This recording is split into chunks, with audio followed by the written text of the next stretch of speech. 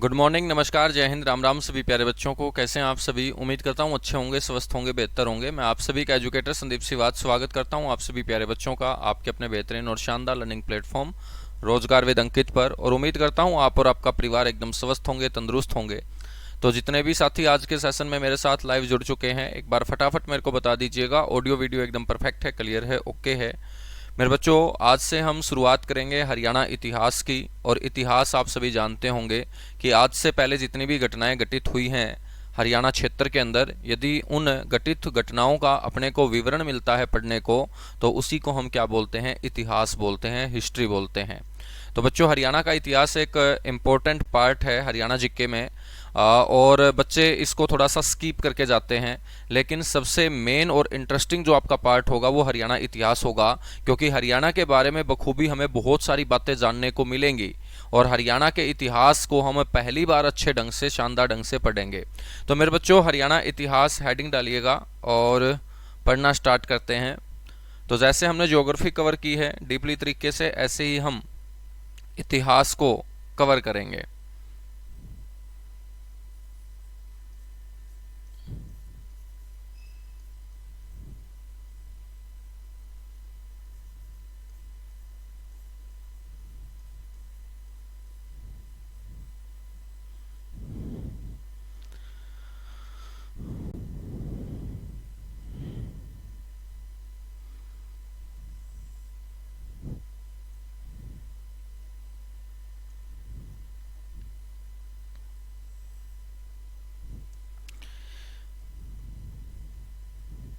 तो मेरे बच्चों, सबसे पहले हम बात करेंगे अपने हरियाणा के बारे में। और जो हम हरियाणा हरियाणा चिल्लाते हैं, ये जो हरियाणा शब्द है, ये शब्द मेरे बच्चों कब आया है, इस हरियाणा शब्द का अर्थ क्या है, और हरियाणा का जो नामकरण है, हरियाणा को आज से पहले कई अलग अलग नामों से पुकारा गया है। यदि हम बात करें इतिहास की, चाहे हमारा प्राचीन इतिहास हो, चाहे हमारा मध्यकालीन इतिहास हो, तो हरियाणा क्षेत्र को, जो दिल्ली के आसपास का ये क्षेत्र है जिसने दिल्ली को 3 दिशाओं से घेर रखा है, इस क्षेत्र को अलग अलग विद्वानों ने अलग अलग समय पर अपने अलग अलग ग्रंथों में अलग अलग नाम देने का काम किया है। तो उन सारे के सारे हरियाणा के अलग अलग नामों के बारे में हम सबसे पहले चर्चा करेंगे। तो सबसे पहले जो हम चर्चा करेंगे वो करेंगे कि हरियाणा शब्द का जो अर्थ है वो क्या होगा।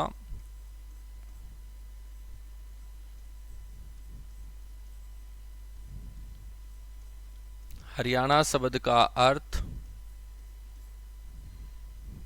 और मेरे बच्चों नामकरण। नामकरण का मतलब है कि इस क्षेत्र को किस अलग अलग नाम से मेरे बच्चों पुकारा गया है।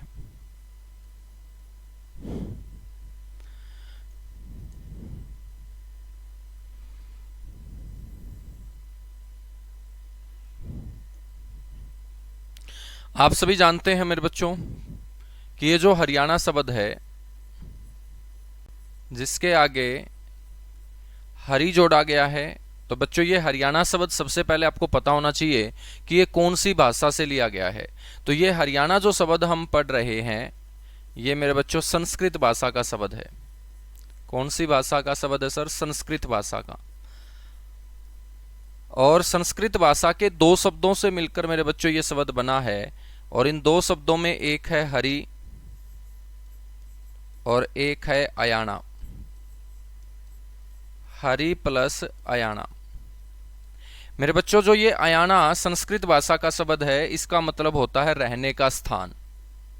तो अयाना शब्द का जो अर्थ होगा वो होता है रहने का स्थान, और रहने के स्थान को हम बोलते हैं निवास।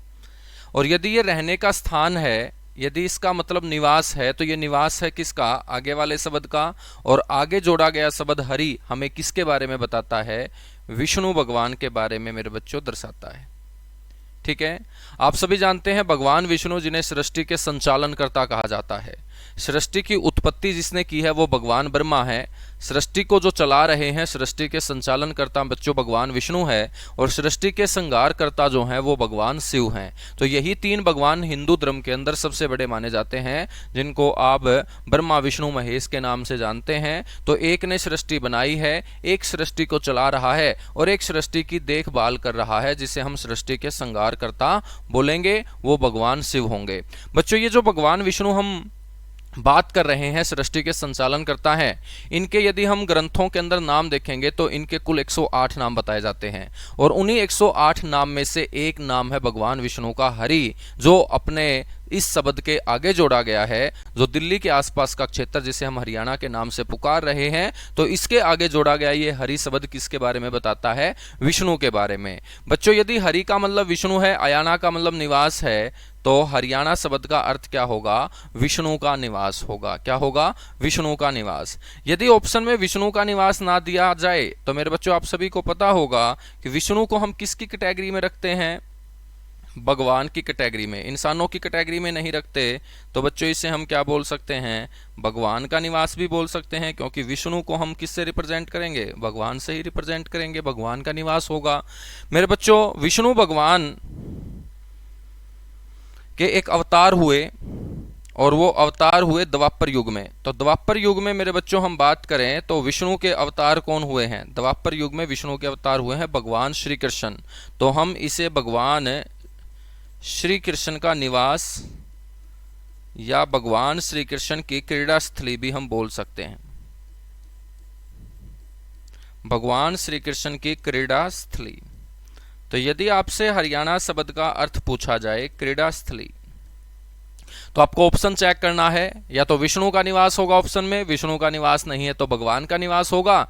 यदि दोनों ऑप्शन में नहीं है तो मेरे बच्चों इसे हम भगवान श्री कृष्ण की क्रीड़ा स्थली भी बोल सकते हैं, क्योंकि भगवान श्री कृष्ण द्वापर युग में किसके अवतार थे? विष्णु के ही अवतार थे मेरे बच्चों। ठीक है, तो इस हरियाणा शब्द का अर्थ क्या होगा? विष्णु का निवास होगा।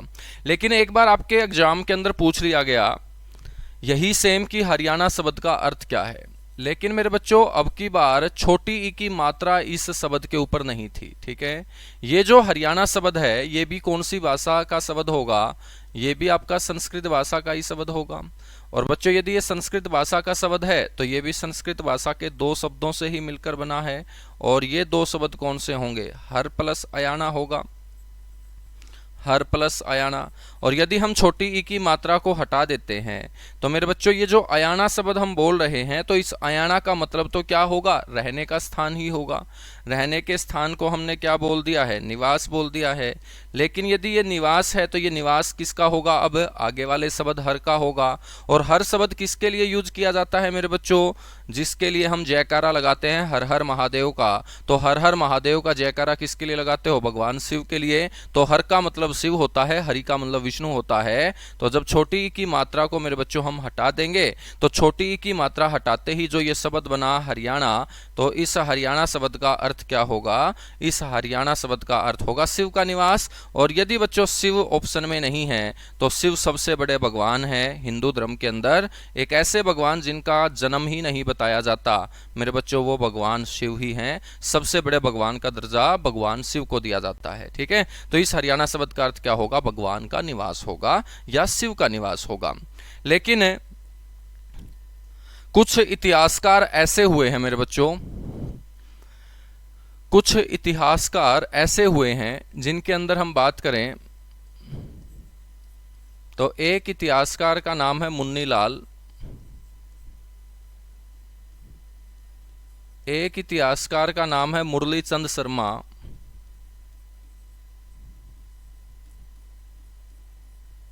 एक इतिहासकार का नाम है मेरे बच्चों सुखदेव सिंह छिब। ये इतिहासकार हैं जिन्होंने हरियाणा के इतिहास को लेकर लोगों को जानकारी देने का काम किया, सुखदेव सिंह छिब। और मेरे बच्चों एक हुए हैं H.A. फड़के। ये इतिहासकार ऐसे हुए जिन्होंने बताया कि जिस हरियाणा शब्द के बारे में आप चर्चा कर रहे हैं, जिस हरियाणा शब्द के बारे में आप चर्चा कर रहे हैं, ये संस्कृत भाषा का शब्द है, इसमें कोई संदेह नहीं है। ये हरियाणा जो आप भाषा के बारे में बता रहे हैं वो संस्कृत भाषा का ही शब्द है, इसमें कोई संदेह नहीं। और ये संस्कृत भाषा के दो शब्दों से ही मिलकर बना है, इसमें भी कोई संदेह नहीं है। और ये दो शब्द हरि और अयाना ही हैं, इसमें भी कोई संदेह नहीं है। अयाना भी इसे बोल सकते हैं, अरण्य भी इसे बोल सकते हैं मेरे बच्चों, अयाना या अरण्य। तो इन चार इतिहासकारों ने बोला कि हरियाणा संस्कृत भाषा का शब्द है और ये संस्कृत भाषा के दो शब्दों से मिलकर बना। लेकिन इन्होंने बताया कि जिस अयाना या अरण्य शब्द के बारे में आप बता रहे हो कि इसका अर्थ निवास होता है, रहने का स्थान होता है, ये जरूरी नहीं है कि अयाना शब्द का अर्थ या अरण्य शब्द का अर्थ सिर्फ निवास हो। तो उन्होंने बोला कि शब्द अपना अर्थ अपने माहौल के आधार पर बदलते हैं। जैसे जैसे माहौल बदलता जाएगा शब्द अपना अर्थ बदलता जाएगा मेरे बच्चों। तो इन्होंने बोला कि इस अयाना शब्द का अर्थ सिर्फ रहने का स्थान नहीं होता, बल्कि इस अयाना शब्द का अर्थ जंगल भी होता है। तो ये जो अरण्य है ना मेरे बच्चों, इसका मतलब क्या होता है, जंगल भी होता है। और इन चार विद्वानों ने बताया कि दिल्ली के साथ लगता ये जो क्षेत्र जिसे आज हम अपना हरियाणा मानते हैं, प्राचीन समय में यहाँ पर 7 बड़े जंगल हुआ करते थे। और यदि यहाँ 7 बड़े जंगल हुआ करते थे तो सीधी सी बात है उन जंगलों के अंदर बड़ी संख्या में पेड़ पौधे भी हुआ करते थे। और पेड़ पौधे हुआ करते थे तो ये अक्षेत्र उन पेड़ पौधों के कारण मेरे बच्चों हरा भरा अक्षेत्र होता था, हरियाली वाला क्षेत्र होता था। और यहाँ पर 7 बड़े जंगल होने के चलते, बड़ी संख्या में पेड़ होने के चलते यहाँ पर हरियाली ही हरियाली नजर आती थी। और इसीलिए इस क्षेत्र का नाम हरियाणा रखा गया है, क्योंकि हरि जो शब्द है ना वो यहाँ पर भगवान विष्णु को नहीं दर्शाता, बल्कि यहाँ पर हरि शब्द हरियाणा की हरियाली को दर्शाता है। और इस हरि शब्द का मतलब है यहाँ पर हरा भरा। तो बच्चों हरियाणा का मतलब जंगल है, हरी का मतलब हरा भरा है। और इन चार विद्वानों के अनुसार हरियाणा शब्द का अर्थ क्या हो जाएगा, हरा भरा जंगल हो जाएगा। क्या हो जाएगा, हरा भरा जंगल। यहां तक बातें समझ में आई। तो आपसे क्वेश्चन कैसे पूछेगा, क्वेश्चन आपसे ऐसे पूछेगा कि हरियाणा शब्द कौन सी भाषा से लिया गया है, संस्कृत भाषा से। आपसे डायरेक्ट पूछ लेगा हरियाणा का शाब्दिक अर्थ क्या है, यानी कि हरियाणा शब्द का मीनिंग क्या है। तो आप बोलेंगे विष्णु का निवास। विष्णु का निवास आपने चेक किया तो ऑप्शन में नहीं था, तो आप बोलेंगे भगवान का निवास। यदि आपने ऑप्शन चेक किए ये दोनों नहीं थे तो फिर भगवान श्री कृष्ण के नाम का जिक्र पक्का होगा। लेकिन बच्चों दोबारा आपसे पूछ लिया गया छोटी की मात्रा हटा के कि इस हरियाणा शब्द का शाब्दिक अर्थ, तो आप बोलेंगे कि हर का मतलब तो भगवान शिव है, क्योंकि हर हर महादेव कौन है मेरे बच्चों, भोलेनाथ हैं। तो इसका मतलब हो जाएगा शिव का निवास। और शिव ऑप्शन में नहीं है तो इसका आंसर हो जाएगा भगवान का निवास। लेकिन बच्चों यहां पर पेंच फंसेगा तब जब इन चार विद्वानों के नाम, चार इतिहासकारों के नाम मेरे बच्चों दिए जाएंगे और आपसे पूछ लिया जाएगा मुन्नीलाल, मुरलीचंद शर्मा, सुखदेव सिंह छिब, HA फड़के के अनुसार हरियाणा शब्द का अर्थ क्या होता है। तो बच्चों इन चार विद्वानों के नाम लिए हैं तो हरियाणा शब्द का अर्थ ये नहीं होगा। इन चार विद्वानों के अनुसार हरियाणा शब्द का अर्थ क्या होगा बच्चों, हरा भरा जंगल होगा। क्या होगा, हरा भरा जंगल होगा। यहां तक बातें क्लियर हुई, एक बार फटाफट बताइएगा। बिल्कुल आराम आराम से शुरुआत करेंगे इतिहास की, क्योंकि हरियाणा इतिहास में ऐसी ऐसी बातें मैं आप लोगों को बताऊंगा जो आपको किताबों में पढ़ने को नहीं मिलेंगी, लेकिन पेपर के अंदर आपको पक्का वो मिलेंगी। ठीक है, बहुत ही शानदार है अपने हरियाणा का इतिहास। और जब तक हम इसे नहीं पढ़ेंगे अच्छे से तब तक मेरे बच्चों हरियाणा के बारे में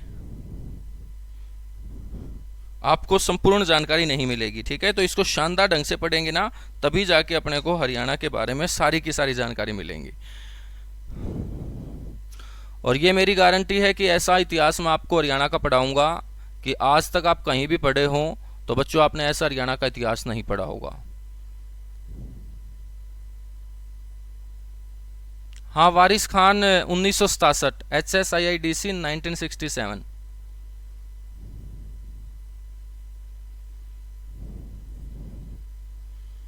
ठीक है,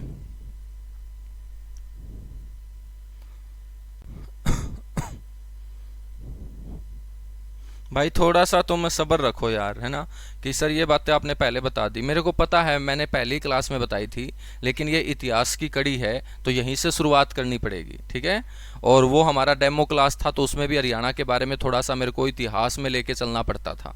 तो थोड़ा सा तुम लोग है ना सब्र करना मेरे बच्चों, आप लोगों के सब्र नहीं है ना, और सब्र नहीं होगा तो बच्चों परिणाम नहीं आएगा।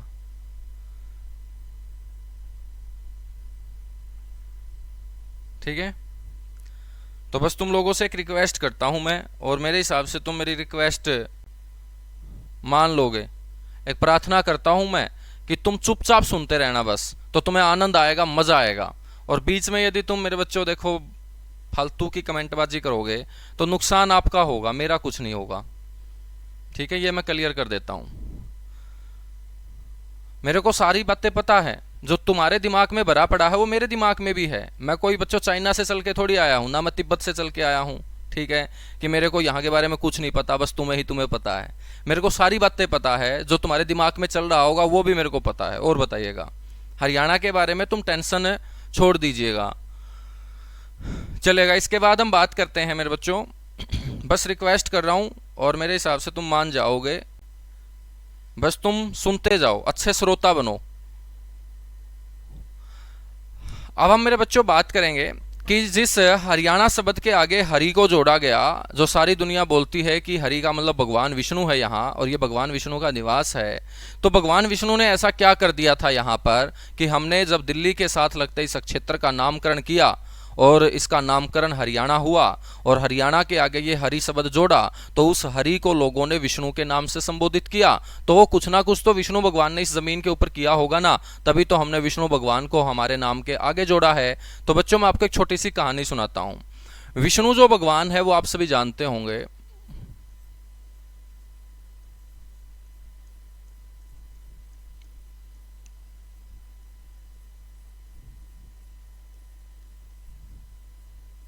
भगवान विष्णु। मेरे बच्चों, ये जो भगवान विष्णु हैं, इनको हम क्या बोलते हैं? इनको हम सृष्टि के संचालनकर्ता बोलते हैं।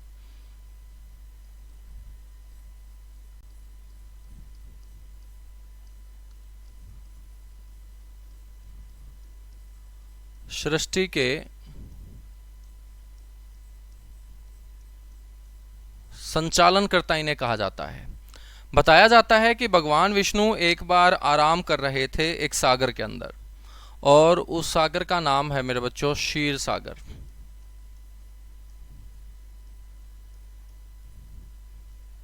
क्षीर सागर। और ये जो क्षीर सागर है, ये आज की मानसरोवर झील है बच्चों, जो तिब्बत के अंदर है, कैलाश रेंज में, ट्रांस हिमालय के अंदर।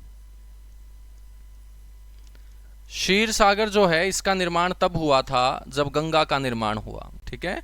बताया जाता है, आप लोग पढ़ते भी होंगे, कि भगवान शिव की जटाओं से गंगा निकलती है। भगवान शिव भोलेनाथ के बालों से आपको एक धारा निकलती हुई नजर आती है, जिसे गंगा की धारा बोलते हैं। और जब भगवान शिव की जटाओं से वो गंगा की धारा निकली थी, उसी गंगा के तेज बहाव से बच्चों पास में एक बहुत बड़े सागर का भी निर्माण हो गया था। उसी सागर को बोलते हैं क्षीर सागर, ठीक है। तो भगवान शिव की जटाओं से निकलने वाली गंगा की तेज धारा से जिस सागर का निर्माण हुआ, उसे बोलते हैं क्षीर सागर।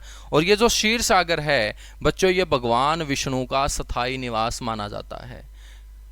यह किसका स्थायी निवास माना जाता है? भगवान विष्णु का स्थायी निवास ये माना जाता है।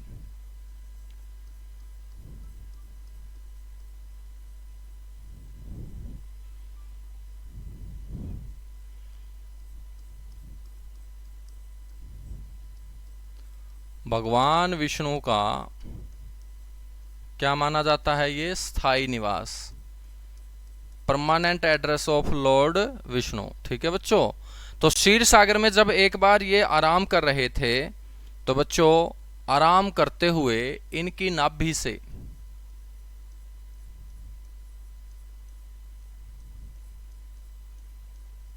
कमल का फूल उत्पन्न होता है।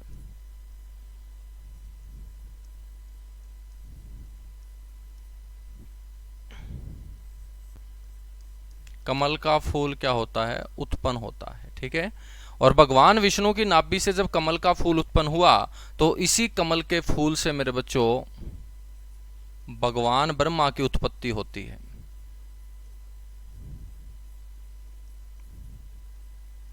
भगवान ब्रह्मा की उत्पत्ति होती है।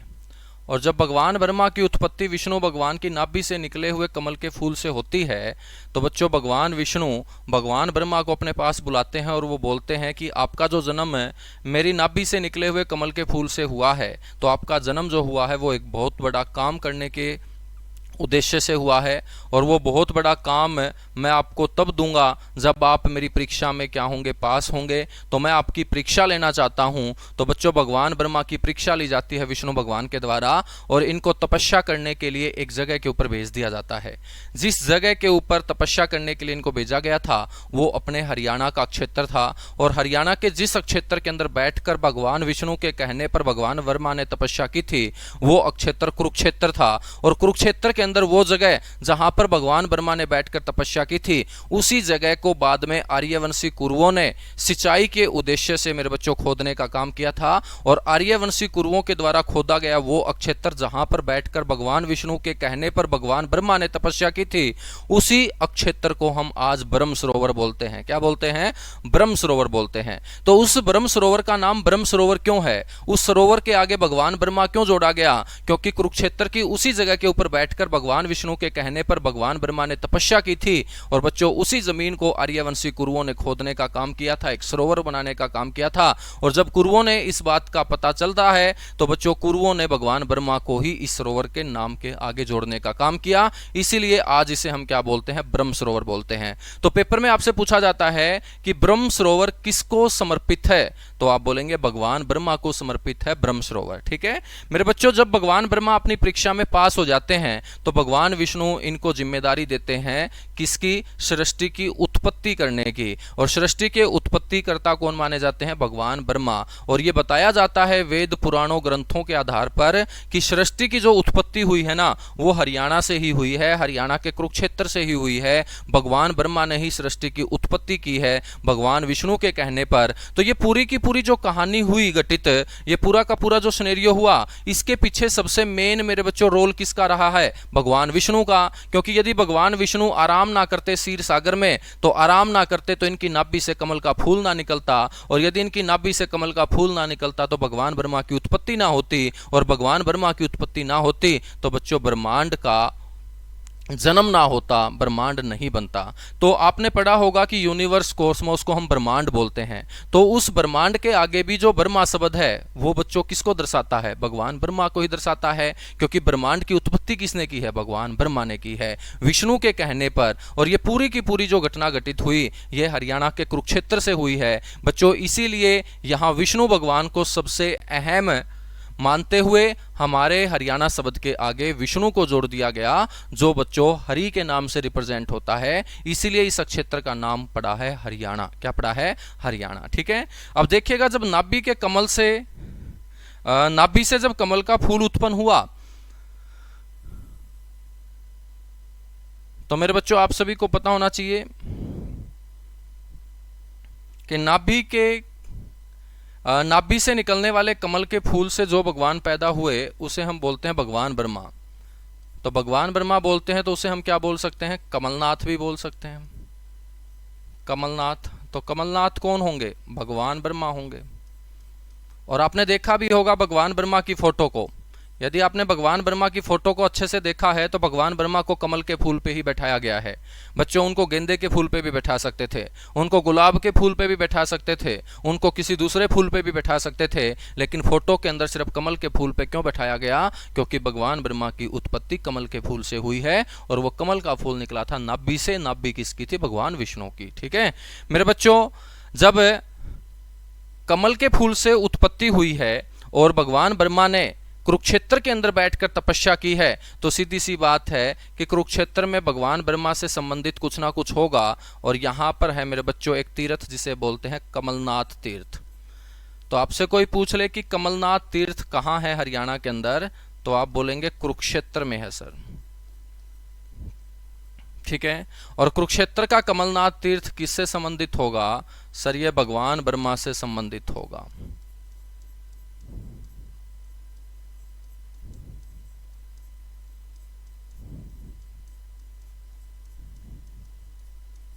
भगवान ब्रह्मा से ये क्या होगा? संबंधित होगा। ठीक है बच्चों, हम बात करें तो कुरुक्षेत्र के अंदर एक और तीर्थ है जिसको बोलते हैं नाभि कमल तीर्थ। इसको हम मंदिर भी बोल देते हैं, नाभि कमल मंदिर। तो नाभि कमल तीर्थ भी कहाँ है? कुरुक्षेत्र में ही है सर।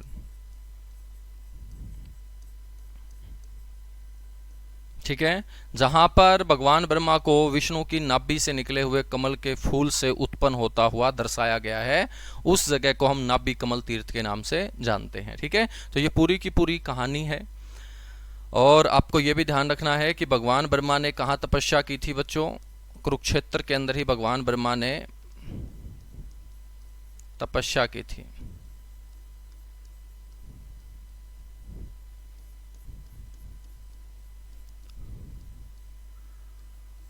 और हम बात करें तो जिस जगह के ऊपर बैठकर उन्होंने तपस्या की थी, उस जगह को आर्यवंशी कुरुओं के द्वारा खोदा गया था, और आर्यवंशी कुरुओं ने खोदकर उस जगह का नाम क्या कर दिया था? ब्रह्म सरोवर। और ब्रह्म सरोवर किसको समर्पित होगा? ब्रह्म सरोवर मेरे बच्चों भगवान ब्रह्मा को समर्पित होगा। किसको समर्पित होगा? ये भगवान ब्रह्मा को समर्पित होगा।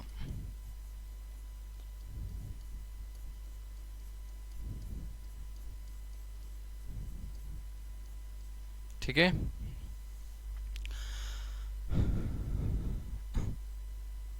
अब हम बात करेंगे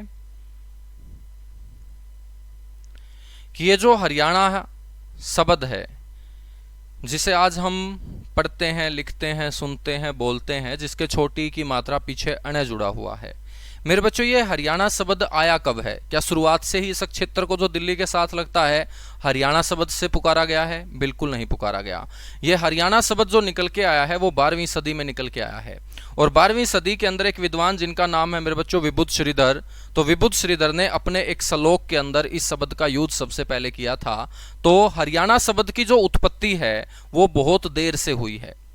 जिस हरियाणा शब्द का हम जिक्र कर रहे हैं, जिसके छोटी की मात्रा है, पीछे अण है, तो इस हरियाणा शब्द की जो उत्पत्ति है मेरे बच्चों वो क्या हुई है? काफी लेट हुई है, काफी देरी से हुई है।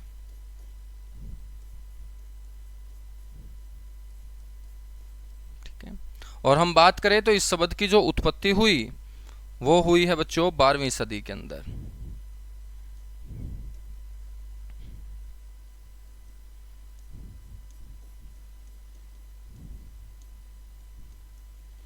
विबुध श्रीधर द्वारा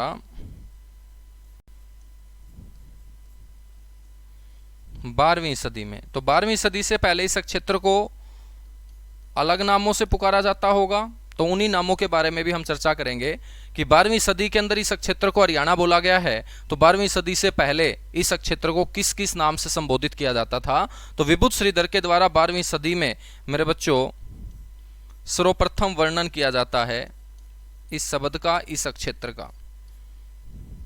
और दिल्ली के साथ लगते इस क्षेत्र की प्रशंसा करते हुए, महिमा का गुणगान करते हुए बच्चों विबुध श्रीधर ने इस क्षेत्र के बारे में एक श्लोक लिखा, और उस श्लोक का पहला ही अक्षर लिखा हरियाणा। और इस श्लोक का नाम था हरियाणा देशे असंख्यगाम, हरियाणा देशे असंख्यगाम गाम्याम जनी अनवर्थ काम।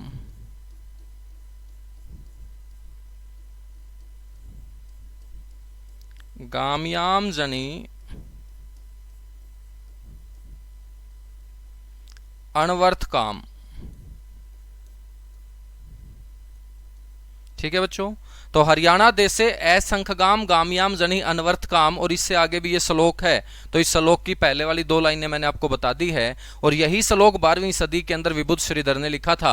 और इस श्लोक का पहला ही अक्षर वो देख रहे हैं जिसे आज एक सब्जेक्ट के रूप में हम पढ़ रहे हैं, हरियाणा जिक्के। दिल्ली के साथ लगते इस क्षेत्र को इसी शब्द से संबोधित किया जाता है। तो 12वीं सदी के अंदर लिखा गया ये श्लोक, और इस श्लोक के अंदर हरियाणा क्षेत्र की प्रशंसा करने का काम, इसकी मेरे बच्चों वाहवाही करने का काम इस श्लोक के माध्यम से विबुध श्रीधर ने किया था। और इस श्लोक का मतलब क्या है? हरियाणा देश, देश का मतलब क्षेत्र है, और इस हरियाणा क्षेत्र के अंदर असंख्य गांव का मतलब है बड़ी संख्या में क्या थे? गांव थे। तो दिल्ली के साथ लगते इस क्षेत्र को हरियाणा शब्द से संबोधित करते हुए विबुध श्रीधर ने बोला है कि हरियाणा क्षेत्र के अंदर बड़ी संख्या में गांव हुआ करते थे, और गांव के अंदर रहने वाले जनी का मतलब है लोग, यानी कि जनता। तो गांव में रहने वाली जो जनता है, जो लोग हैं, अनवर्थ का मतलब होता है अनगिनत, काम किया करती थी। तो इन्होंने बोला है कि हरियाणा के अंदर बड़ी संख्या में गांव हुआ करते थे और गांवों के अंदर रहने वाले लोग अनगिनत काम किया करते थे। अनगिनत का मतलब यहाँ के लोग काम अपने काउंट नहीं करते थे, और जो आदमी काम काउंट नहीं करेगा सीधा सा मतलब है वो मेहनती होगा, जो बात बात पे अपने काम काउंट करवाएगा वो कामचोर होगा। तो यहाँ के लोग कामचोर नहीं थे, बल्कि यहाँ के लोग बड़े मेहनती थे। और इस क्षेत्र की जो प्रशंसा है वो भगवान खुद भी कर चुके हैं, और भगवान ने प्रशंसा करते हुए इस क्षेत्र के लोगों को मेहनती और बहादुर भी बताया है। विभूत श्रीधर ने बोला है कि दिल्ली के साथ लगते इस क्षेत्र के लोगों ने कभी किसी की गुलामी स्वीकार नहीं की, और किसी भी व्यक्ति ने यहाँ के लोगों को गुलाम बनाने की कोशिश की है तो यहाँ के लोगों ने फिर हथियार उठाने का भी काम किया है, उसका विरोध करने का भी काम किया है। तो यहाँ के लोगों को बहादुर भी बताया गया है, ईमानदार भी बताया गया है, मेहनती भी बताया गया है, और मेरे बच्चों यहाँ पर बड़ी संख्या में गांवों को भी बताया गया है विभूत श्रीधर के द्वारा। तो हरियाणा शब्द की उत्पत्ति कौन सी सदी में हुई है? 12वीं सदी के अंदर। और इसका सबसे पहले वर्णन किसने किया है? हरियाणा क्षेत्र की प्रशंसा, हरियाणा क्षेत्र का वर्णन सबसे पहले किया है विभूत श्रीधर ने। किसने किया है मेरे बच्चों? विभूत श्रीधर ने। ठीक है, यहां तक बातें क्लियर हुई? आगे बढ़ें।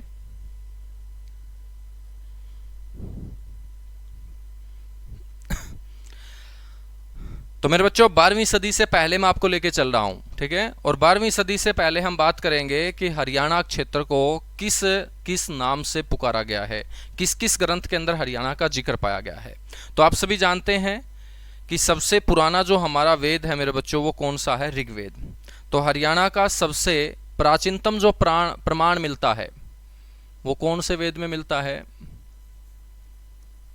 ऋग्वेद के अंदर। हरियाणा का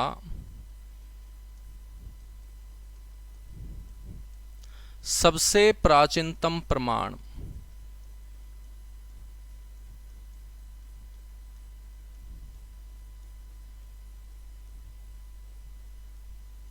मेरे बच्चों, हरियाणा का सबसे प्राचीनतम जो प्रमाण मिलता है वो सबसे पुराना वेद, जो सबसे बड़ा वेद है, ऋग्वेद के अंदर मिलता है। ठीक है, कहाँ मिलता है? ऋग्वेद के अंदर। और ऋग्वेद के अंदर कितने मंडल हैं? ऋग्वेद के अंदर सर मंडल हैं 10। तो मेरे बच्चों 10 मंडलों में से कौन से मंडल के अंदर हरियाणा का प्रमाण मिलता है? 8वें मंडल में। 8वें मंडल के 25वें श्लोक के अंदर, और 25वें श्लोक की जो पंक्ति नंबर है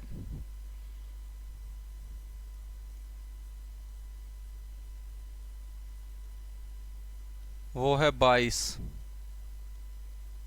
ऋचा नंबर 22। ठीक है, तो 8वें मंडल के 25वें श्लोक की ऋचा नंबर 22 के अंदर हरियाणा का सबसे पहला प्रमाण मेरे बच्चों मिलता है। और इस ऋग्वेद के अंदर चर्चा करें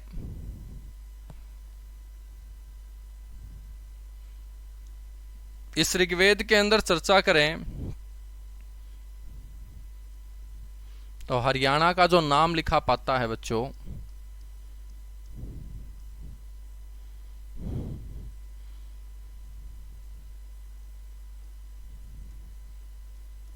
वो रजंतम हरियाणा लिखा पाया जाता है।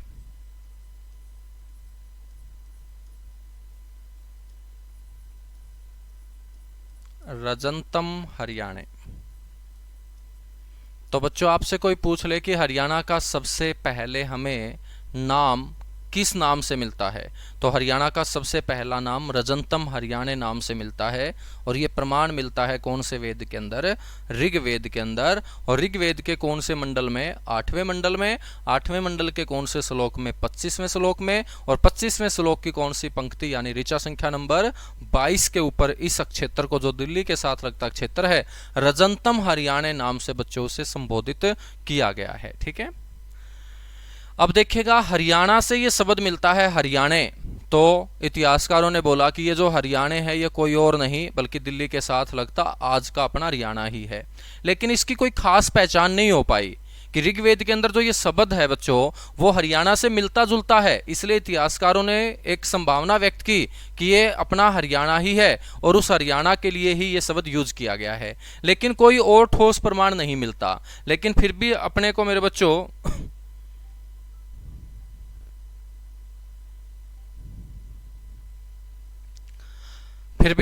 बता दिया गया कि हरियाणा का जो सबसे प्राचीनतम प्रमाण है वो रजंतम हरियाणा नाम से ऋग्वेद के अंदर ही मिलता है।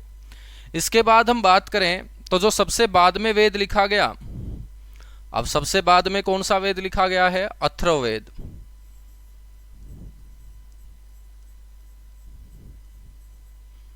अथर्ववेद सबसे बाद में लिखा गया है। और अथर्ववेद के साथ साथ एक और रचना है जिसका नाम है मनुस्मृति। ठीक है, अथर्ववेद अलग रचना है, मनुस्मृति अलग है। ठीक है, कहीं तुम सोचो दोनों एक हैं। अथर्ववेद चारों वेदों में सबसे बाद में लिखा गया है, ऋग्वेद सबसे पहले लिखा गया है। सबसे बड़ा वेद, सबसे प्राचीन वेद ऋग्वेद है। और मेरे बच्चों अथर्ववेद के साथ साथ आप मनुस्मृति को भी ध्यान रखना। और मनुस्मृति की रचना किसने की है ये पेपर में आपसे पूछा गया है, तो आपको ध्यान रखना है इसकी रचना शिवम मनु भगवान ने की है। इसकी जो रचना है वो शिवम मनु भगवान द्वारा।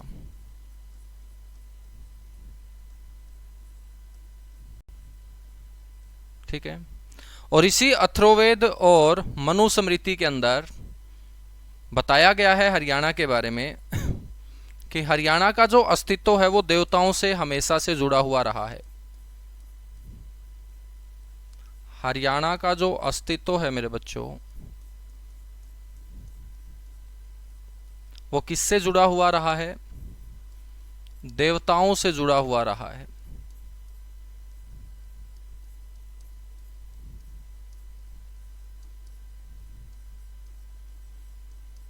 और यदि देवताओं से जुड़ा हुआ है तो कोई ना कोई मुख्य देवता भी रहा होगा यहां पर। और मुख्य जो देवता है बच्चों वो बताए गए हैं इस जमीन से जुड़े हुए भगवान ब्रह्मा। क्योंकि भगवान ब्रह्मा के बारे में मैं आपको पहले भी बता चुका हूं कि कुरुक्षेत्र में आकर उन्होंने तपस्या की थी। भगवान ब्रह्मा के नाम पर काफ़ी तीर्थ हैं यहाँ पर। ब्रह्म सरोवर जो एशिया का सबसे बड़ा पक्की ईंटों से बना हुआ कृत्रिम सरोवर है, उसके आगे भगवान ब्रह्मा का ही नाम आप पढ़ते हैं। तो मुख्य जो देवता थे अथर्ववेद और मनुस्मृति के अनुसार हरियाणा के अंदर वो भगवान ब्रह्मा थे।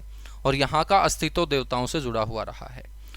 और देवताओं से जुड़ा हुआ अस्तित्व होने के चलते और उन्हीं देवताओं में मुख्य देवता भगवान ब्रह्मा होने के चलते हरियाणा का जो नाम है बच्चों वो अथर्ववेद और मनुस्मृति के अंदर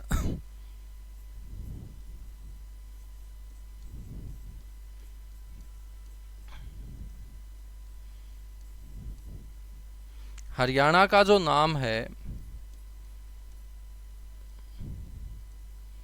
वो बताया गया है ब्रह्म होता था। ब्रह्म के साथ साथ इस क्षेत्र को ब्रह्म ऋषि के नाम से पुकारा जाता था। ब्रह्म ऋषि के साथ साथ मेरे बच्चों इसे ब्रह्मा की उत्तरवेदी भी कहा जाता था। इस हरियाणा क्षेत्र का नाम ब्रह्मा की उत्तरवेदी भी था। और ब्रह्मा की उत्तरवेदी के साथ साथ इस क्षेत्र को ब्रह्मावर्त के नाम से भी संबोधित किया जाता था।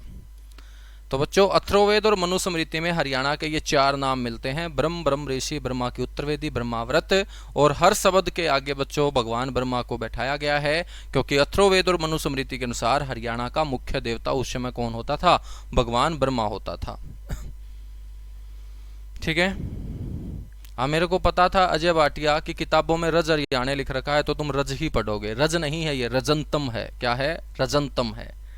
और मैं तुम्हें कम थोड़ी पढ़ा रहा हूँ, ज्यादा ही पढ़ा रहा हूँ।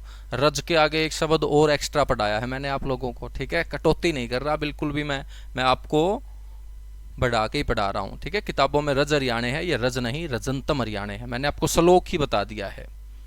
ठीक है, रजंतम हरियाणा तो ना कि रज हरियाणा। अब एक बात तो क्लियर हो जाती है ना बच्चों कि जो किताबें तुम पढ़ते हो उनको मैं नहीं पढ़ता हूं, है ना? सीधी सी बात है। और मैं क्यों नहीं पढ़ता हूं ये तुम आइडिया लगा चुके होंगे, क्योंकि उनके अंदर बहुत सारी गलतियां होंगी, इसलिए मैं नहीं पढ़ता हूं।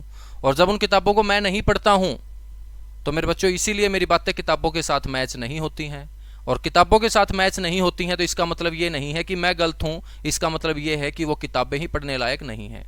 समझ में आई बात? ठीक है, तो इतना सा आइडिया तो तुम भी लगा लिया करो, वरना तो मेरी बातें किताबों के साथ मैच होती यदि मैं वो किताबें पढ़ता, है ना। तो किताबों से हम थोड़ा सा हटके पढ़ेंगे, एक्यूरेसी के साथ पढ़ेंगे, ठीक है ना, क्योंकि हरियाणा जीके एक नया नया सब्जेक्ट है, 2016 के बाद ही सब्जेक्ट बना है, तो लोगों को इतनी जानकारी है नहीं, ठीक है। और मैं आपको जो पढ़ा रहा हूँ वो मेरे बच्चों रिसर्च पेपर से पढ़ा रहा हूँ, जिन्होंने हरियाणा के इतिहास के ऊपर रिसर्च किया है, हरियाणा की ज्योग्राफी, हरियाणा के क्षेत्रों के ऊपर रिसर्च किया है, ठीक है ना। यूनिवर्सिटीज़ की किताबें हैं वो, वहाँ से मैं आप लोगों को बच्चों स्टडी कर करके समझ समझ के आपको पढ़ाने का काम करता हूँ। तो जो ये मार्केट में किताबें हैं उनसे थोड़ा सा आप दूरी बनाओ, रिवीजन के लिए पढ़ो, अच्छी बात है।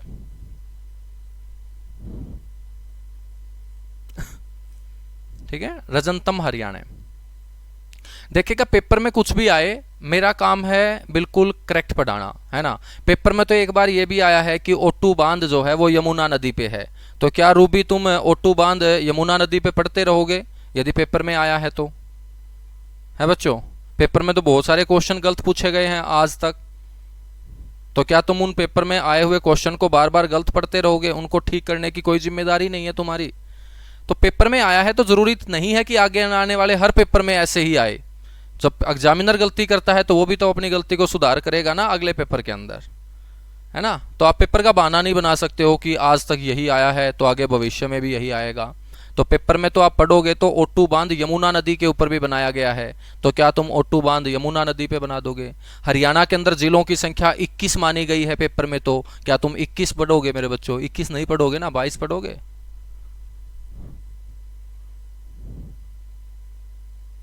है ना। अब देखिएगा मेरे बच्चों, हम बात करेंगे ये जो ब्रह्माव्रत है, इस ब्रह्माव्रत क्षेत्र की पहचान की गई है। इस ब्रह्माव्रत क्षेत्र को बताया गया है कि ये जो ब्रह्माव्रत क्षेत्र था ना, जिसको ऋग्वेद और मनुस्मृति में हरियाणा को पुकारा गया है, ये दो नदियों के बीच फैला हुआ क्षेत्र था। और ये दो नदियां कौन सी थी? ये दो नदियां थी, एक सरस्वती और एक सरस्वती के साथ बहती थी दृष्टि। सरस्वती व दृष्टि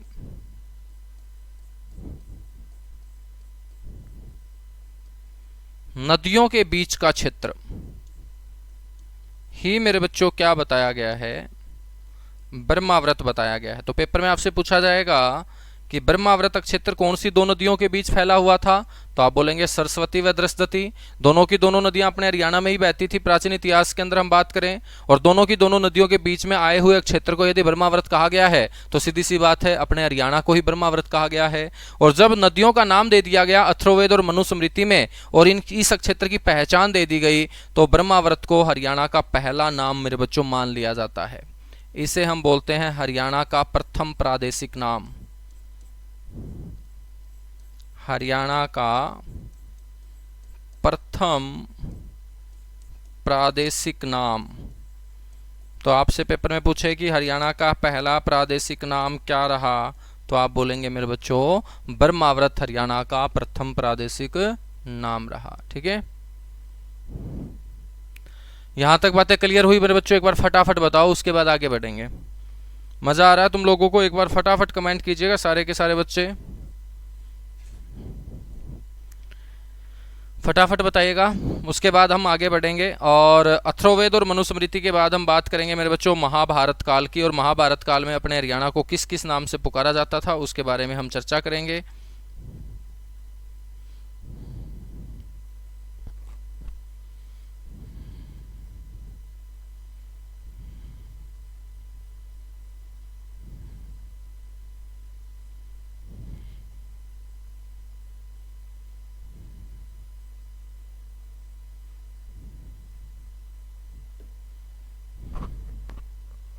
फटाफट मेरे बच्चों, जितने भी आप लोग जुड़े हुए हैं सारे के सारे एक बार कमेंट करके मेरे को बताओ कि इतिहास की बातें थोड़ी थोड़ी पल्ले आप लोगों के पड़ रही होगी, दिमाग में आप लोगों के घुस रही होंगी। नीतू यादव, संजय, अभिषेक, विक्रांत, मोहित, पूजा, बीपी यादव, सोमवती, बजरंग राठी, चेतना चौधरी, राहुल, मलकित, कोमल, रीना, मलकित, बजरंग, अक्षय, आजाद, पूनम, चेतना, वारिस खान, नीतू यादव, हैप्पी सिंह, चेतना चेतना चेतना चेतना चेतना। बहुत बढ़िया भाई। Ruby Ruby Ruby, Rohit, Manish, जितने भी साथी जुड़े हुए हैं फटाफट।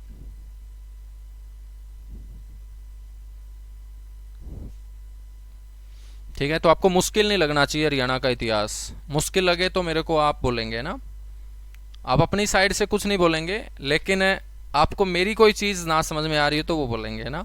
आप अपना ज्ञान पेलते रहते हैं बीच बीच में, कुछ हैं धुरंधर साथी।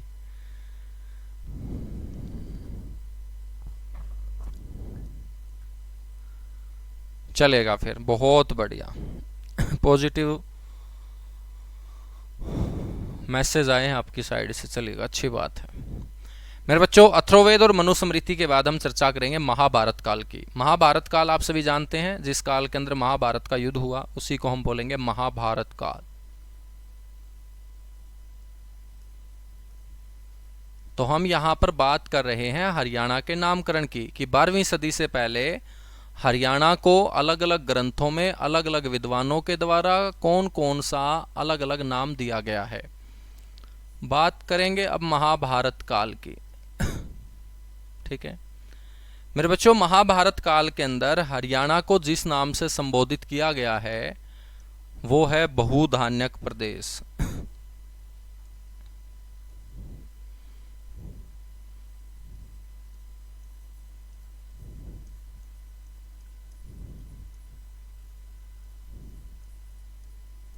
महाभारत काल में हरियाणा को किस नाम से जाना जाता था मेरे बच्चों?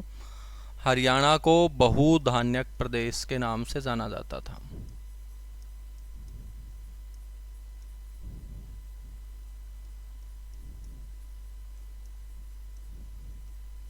बहुधान्यक, ये बहुधान्यक का मतलब क्या होगा? बहु का मतलब क्या होता है? बहु का मतलब होता है ज्यादा, बहुत। धन्य का मतलब क्या होता है? अनाज, धन। ठीक है, और किसानों का धन क्या है? अनाज ही है। तो मेरे बच्चों, बहुधान्यक प्रदेश शब्द का अर्थ होता है बहुत सारा अनाज, और यहाँ पर बहुत सारा अनाज उत्पादित हुआ करता था। तो दिल्ली के साथ लगती ये जमीन जब बहुत सारा अनाज उत्पादित करने का काम किया करती थी, तो इस जगह को बच्चों बहुधान्यक प्रदेश के नाम से पुकारा जाता था महाभारत काल के अंदर। ठीक है, आप सभी जानते हैं कि महाभारत का जो युद्ध हुआ था वो किसके बीच हुआ था? कौरव और पांडव। और कौरव और पांडव दोनों के दोनों जो हैं वो कौन से वंश से आते हैं? कुरु वंश से। और मेरे बच्चों, ये जो अनाज यहाँ पर उत्पादित किया है, ये किन्होंने उत्पादित किया है? आर्यवंशी कुरुओं ने, यानी कि जो कौरव और पांडव हैं उन्होंने ही। तो कौरव और पांडव का जो वंश था वो कुरु वंश था, और कुरु वंश के जो शासक होंगे मेरे बच्चों उनको हम कुरु राजा बोलेंगे। आर्यवंशी वो थे, आर्य लोग थे। तभी तो आपने देखा होगा कि बच्चों धृतराष्ट्र को जो उनकी पत्नी थी गांधारी, जो आंखों के ऊपर पट्टी बांधे रखती थी, वो हमेशा क्या बोलती थी? आर्यपुत्र। आर्यपुत्र इसलिए बोलती थी क्योंकि वो आर्यों का पुत्र था, आर्यों का वो वंशज था। ठीक है, तो जो कौरव थे वो क्या थे? आर्य लोग ही थे। आर्य का मतलब होता है श्रेष्ठ, कुलीन, जो समाज में सबसे ऊपर थे, सबसे ताकतवर थे। तो उन्हीं आर्यवंशी कुरुओं के द्वारा यहाँ दिल्ली के आसपास के क्षेत्र में आकर सबसे पहले 48 कोस भूमि को शमम अपने हाथों से खोदा गया था। और जिस 48 कोस भूमि को शमम अपने हाथों से खोदकर उसे कृषि योग्य बनाया गया था, उसी 48 कोस भूमि को मेरे बच्चों कहा जाता है आज कुरुक्षेत्र। क्या कहा जाता है? कुरुक्षेत्र। ठीक है, कुरुक्षेत्र का मतलब क्या है? कुरुओं के द्वारा खोदा गया अक्षेत्र। और कुरुओं ने उस अक्षेत्र को क्यों खोदा था बच्चों? खेतीबाड़ी करने के उद्देश्य से खोदा था। और जब खोदकर उसके अंदर खेतीबाड़ी की गई तो यहाँ की धरती ने बहुत ज्यादा अनाज उत्पादित किया, और बहुत ज्यादा अनाज उत्पादित किए जाने के कारण बच्चों आर्यवंशी कुरुओं ने इस क्षेत्र को बहुधान्यक प्रदेश बोलना क्या कर दिया था? शुरू कर दिया था। ठीक है,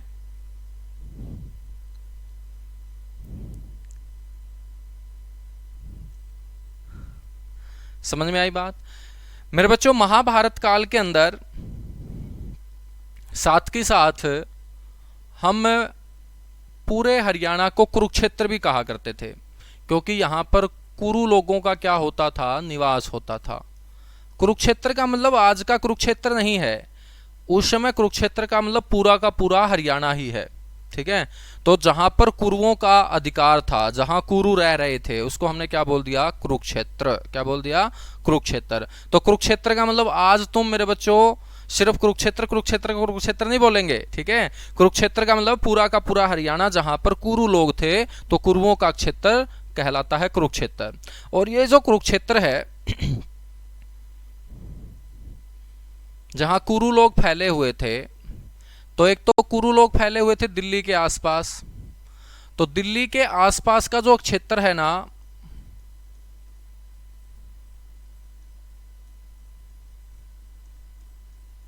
दिल्ली के आसपास का जो क्षेत्र है बच्चों, इसका वास्तव में जो नाम था वो था खांडोप्रस्थ। और आप सभी ने पढ़ा होगा कि खांडोप्रस्थ जो है ये पांडवों को कौरवों ने बच्चों राजधानी बनाने के लिए दिया था क्षेत्र, ठीक है। कौरवों की राजधानी हस्तिनापुर थी, तो पांडवों ने जो क्षेत्र चुना, जो क्षेत्र कौरवों ने पांडवों को दिया भगवान श्री कृष्ण के कहने पर, वो खांडोप्रस्थ था। और खांडोप्रस्थ सांपों से भरा हुआ क्षेत्र होता था। और इस सांपों से भरे हुए क्षेत्र को बच्चों एक राजधानी के रूप में स्थापित जो किया था, वो भगवान इंद्र ने स्थापित किया था। क्योंकि अर्जुन जो थे ना, वो इंद्र के बेटे थे। माता कुंती को इंद्र के आशीर्वाद से अर्जुन की प्राप्ति हुई थी। तो अर्जुन के पिता इंद्र ने मेरे बच्चों इस क्षेत्र को पांडवों के रहने लायक बनाया था। तो इसको हम बोलते हैं इंद्रप्रस्थ। क्या बोलते हैं, इंद्रप्रस्थ। इसीलिए दिल्ली का पुराना नाम आप क्या पढ़ते हैं, इंद्रप्रस्थ पढ़ते हैं। तो इंद्रप्रस्थ को पहले किस नाम से जाना जाता था, खांडोप्रस्थ। और दिल्ली के आसपास का क्षेत्र तो खांडोप्रस्थ, जहां पर कुरु लोग रहते थे, इसलिए इसे कुरुक्षेत्र कहा गया, लेकिन वास्तव में इसका नाम क्या था, खांडोप्रस्थ। और जो शेष बाकी क्षेत्र बच जाता है हरियाणा का, शेष बाकी जो क्षेत्र था बच्चों, इसे कहा जाता था बहुधान्यक प्रदेश। बहुधान्यक प्रदेश। अब आपके दिमाग में क्वेश्चन आया होगा, जो तेज तर्रार बच्चे हैं उनके दिमाग में क्वेश्चन पक्का आया होगा कि सर आर्यवंशी कुरु यहां पर आए और आर्यवंशी कुरुओं ने आकर यहां पर खेती बाड़ी की, और जब उन्होंने खेती बाड़ी की और इस जमीन को खोदा, और खोदने के बाद यहां अनाज हुआ है, तो बाद में उन्होंने इसका नाम बहुधान्यक प्रदेश रखा होगा। लेकिन हम ये पूछना चाहते हैं सर आपसे कि जब आर्यवंशी कुरुओं ने सबसे पहले यहां कसी चलाई होगी, जब इस जमीन को खोदना शुरू किया होगा, तो उस समय तो इसका नाम बहुधान्यक नहीं था ना, उस समय इसे कुरुक्षेत्र कहा जाता होगा, क्योंकि कुरु लोगों ने तो आके बसना यहां स्टार्ट ही किया होगा। तो इसका नाम उस समय होता क्या था, जब आर्यवंशी कुरुओं ने यहाँ खेती करना शुरू किया था। तो बच्चों ये पेपर ग्रुप डी के अंदर पूछा गया क्वेश्चन है। तो आर्यवंशी जो कुरु मैं आप लोगों को बता रहा हूं, इन आर्यवंशी कुरुओं के द्वारा जो भूमि उपजाई गई थी,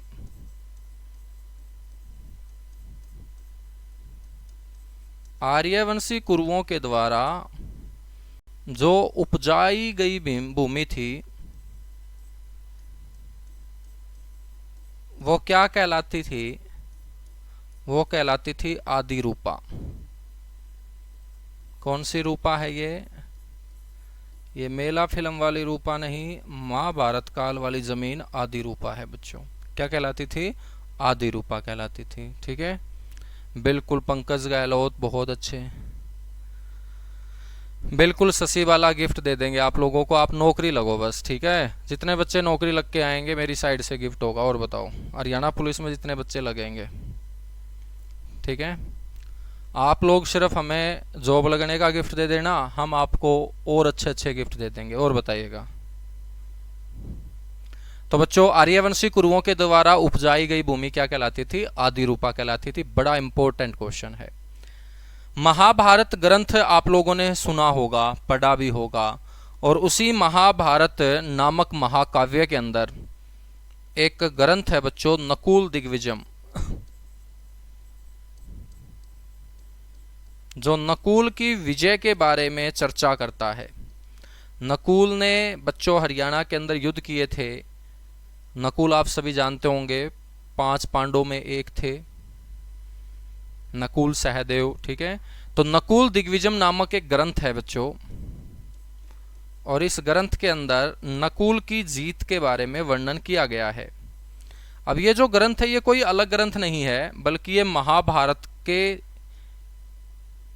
एक सभा पर्व से लिया गया है। महाभारत के सभा पर्व, महाभारत के अंदर 18 पर्व हैं। 18 दिन युद्ध चला था महाभारत का, तो 18 ही पर्व हैं बच्चों, उसके अंदर 18 अध्याय हैं। तो महाभारत के सभा पर्व से लिया गया है कौन सा ग्रंथ? नकुल दिग्विजय ग्रंथ। और नकुल दिग्विजय जो ग्रंथ है, यह नकुल की हरियाणा में जीत का वर्णन करता है। नकुल की हरियाणा में विजय का वर्णन करता है,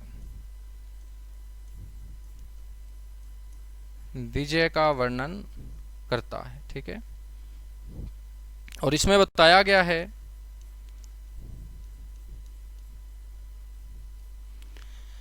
कि रोहतक को जीतकर, नकुल का युद्ध रोहतक के लोगों के साथ हुआ था, और रोहतक को जीतकर नकुल पश्चिम हरियाणा की ओर मेरे बच्चों बढ़ा था। नकुल पश्चिम हरियाणा, और पश्चिम हरियाणा में कौन है? पश्चिम हरियाणा के अंदर सिरसा जिला आता है बच्चों, क्योंकि सबसे पश्चिम में सिरसा ही है हमारा।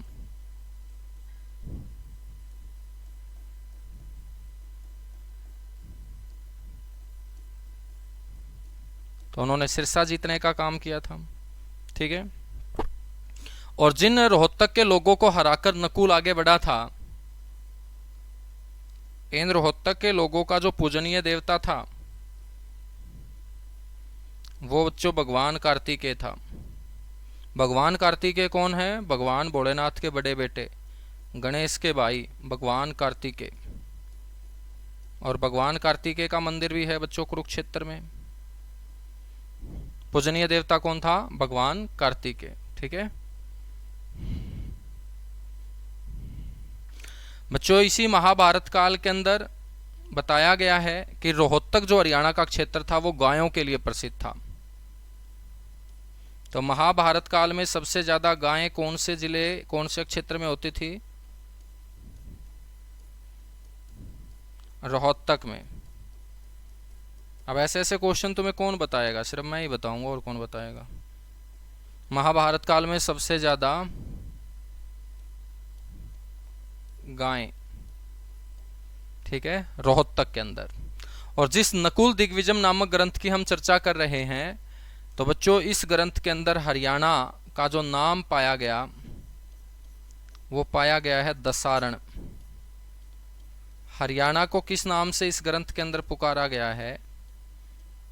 दसारण के नाम से। तो हरियाणा का एक पुराचीन नाम आपको दसारण भी ध्यान रखना है। और इस दसारण का मतलब होता है बच्चों 10 किले। तो 10 किले होने के कारण इस क्षेत्र को दसारण कहा जाता था नकुल दिग्विजय नामक ग्रंथ के अंदर। ठीक है, तो मेरे बच्चों आज के लिए इतना सा ही करेंगे, और उम्मीद करता हूं कि आज हमने जो हरियाणा का इतिहास शुरू किया है आपको अभी तक कुछ नया सीखने को ज़रूर मिला होगा, कुछ पढ़ के आपको मज़ा आया होगा। और हरियाणा इतिहास में मज़ा आने की जिम्मेदारी मेरी है। बस थोड़ा सा इंटरेस्ट आप दिखाना, बिल्कुल शांति से आप क्लास में बने रहना, अच्छे श्रोता की तरह आप सुनते रहना। ठीक है, तो मेरे बच्चों वक्ता मत बनना, अच्छा श्रोता बनना। ठीक है, और अच्छा श्रोता बनोगे, अब देखिएगा मेरी आंखों के सामने हो आप ऑफलाइन क्लास में तो अलग मज़ा है, मैं आपके हाव भाव समझ सकूं। ठीक है, अब ऑनलाइन के अंदर बीच में यदि हम डिस्टर्ब करेंगे ना तो थोड़ा सा माइंड जो है वो अलग डायरेक्शन में चलना स्टार्ट हो जाता है। ठीक है, क्योंकि आप सभी जानते हैं कि ऑफलाइन क्लासेस का एक अलग सिस्टम है, ऑनलाइन क्लासेस का एक अलग सिस्टम है। तो ऑनलाइन क्लासेस में आपको एक अच्छा श्रोता ही बनना चाहिए मेरे अकॉर्डिंग। ठीक है, ताकि सामने वाला अपना पूरा का पूरा एफर्ट आप लोगों को अच्छा और बेहतर पढ़ाने के लिए लगा सके। तो आज के लिए इतना सा ही करेंगे, बाकी मिलेंगे कल की क्लास में। Thank you, bye bye, love you, आप सभी का बहुत बहुत धन्यवाद।